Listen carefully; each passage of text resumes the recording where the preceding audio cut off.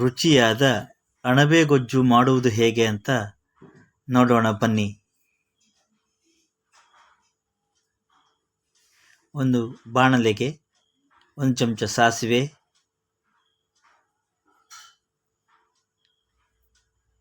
ಕರಿಬೇವು ಸೊಪ್ಪು, ನಾವು ಒಗ್ಗರಣೆ ಸೊಪ್ಪು ಅಂತಾರಲ್ಲ ಅದು ಹಾಕಿದ್ದೇನೆ.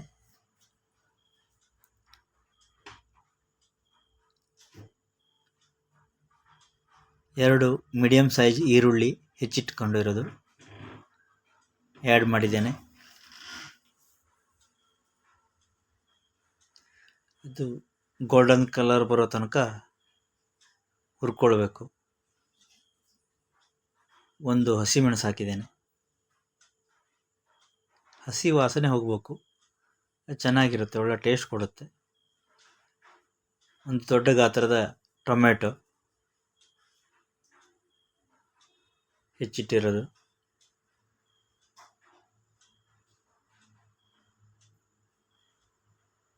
ಸಣ್ಣ ಉರಿಯಲ್ಲಿ ಹುರ್ಕೊಳ್ತಿದ್ದೇನೆ. 1 ಚಮಚ ಧನಿಯಾ ಪೌಡ್ರ್,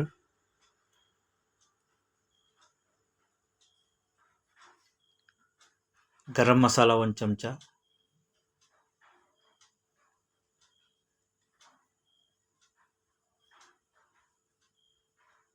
ಖಾರದ ಹುಡಿ 1 ಚಮಚ. ನಾನು MTR ಖಾರದ ಪೌಡರನ್ನು ಯೂಸ್ ಮಾಡ್ತಿದ್ದೇನೆ ನೋಡಿ, ಚೆನ್ನಾಗಿರುತ್ತೆ, ಟೇಸ್ಟು ಮತ್ತು ಕಲರು ಚೆನ್ನಾಗಿರುತ್ತೆ.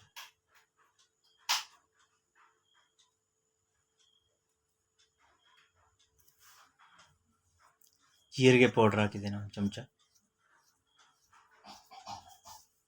ಅರಿಶಿನ ಪೌಡ್ರ್ 1 ಚಮಚ, ಶುಂಠಿ ಬೆಳ್ಳುಳ್ಳಿ ಪೇಸ್ಟ್ 1 ಚಮಚ. ಇದೆಲ್ಲ ಚೆನ್ನಾಗಿ ಮಿಕ್ಸ್ ಮಾಡ್ಕೊಳ್ಬೇಕು.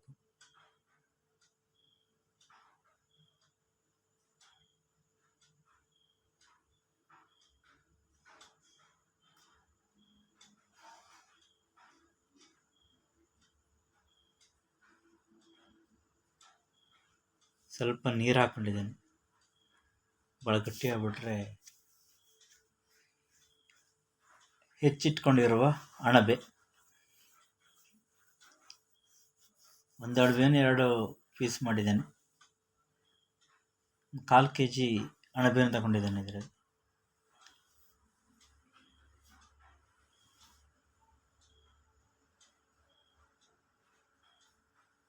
ಚೆನ್ನಾಗಿ ಮಿಕ್ಸ್ ಆಗಬೇಕು ಅಂತ ಬಾಯ್ಲ್ ಮಾಡ್ಕೊಳ್ತೀನಿ. ಹದವಾದ ಉರಿಯಲ್ಲಿ ಬೇಯಬೇಕು ಇದು.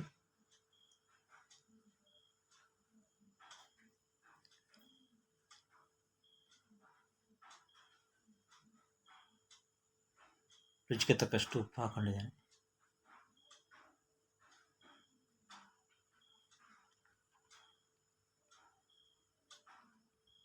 ಚೆನ್ನಾಗಿ ಘಮ ಬರ್ತಿದೆ ನೋಡಿ.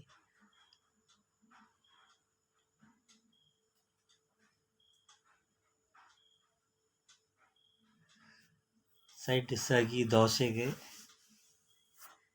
ಚಪಾತಿ, ಅನ್ನಕ್ಕೂ ಯೂಸ್ ಮಾಡ್ಕೊಳ್ಬೋದು, ಚೆನ್ನಾಗಿರುತ್ತೆ. ಆನಂತರ ಸ್ವಲ್ಪ ಕೊತ್ತಂಬರಿ ಸೊಪ್ಪನ್ನು ಹಾಕಿದ್ದೇನೆ.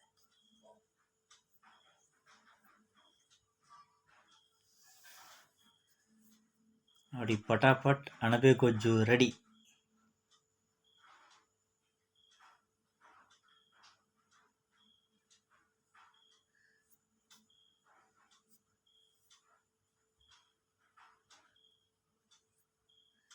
ಕೆಲವರು ವೀಕ್ ಡೇಸಲ್ಲಿ ಇದು ವಾರ ಇದವರೆಲ್ಲ ತಿನ್ನಲ್ಲ, ಕೆಲವರು ತಿಂತಾರೆ. ಸುಮಾರು ಎಲ್ಲ ಡೇಸಲ್ಲೂ ತಿಂತಾರೆ. ದಿಢೀರ್ ಅಂತ ಮಾಡ್ಬೋದು, ಯಾವ್ದಾದ್ರು ಗೆಸ್ಟ್ ಬಂದಾಗ ಪಟ್ ಅಂತ ಒಂದು ಡಿಶ್ ತಯಾರು ಮಾಡ್ಬೋದು. ಸ್ಪೆಷಲ್ ಆಗಿರುತ್ತೆ, ಗ್ರ್ಯಾಂಡ್ ಆಗಿರುತ್ತೆ. ನೀವು ಒಂದ್ಸಲ ಮನೆಯಲ್ಲಿ ಮಾಡಿ ನೋಡಿ. ಇಷ್ಟವಾದರೆ ಲೈಕ್, ಶೇರ್, ಕಮೆಂಟ್ ಮಾಡುವುದನ್ನು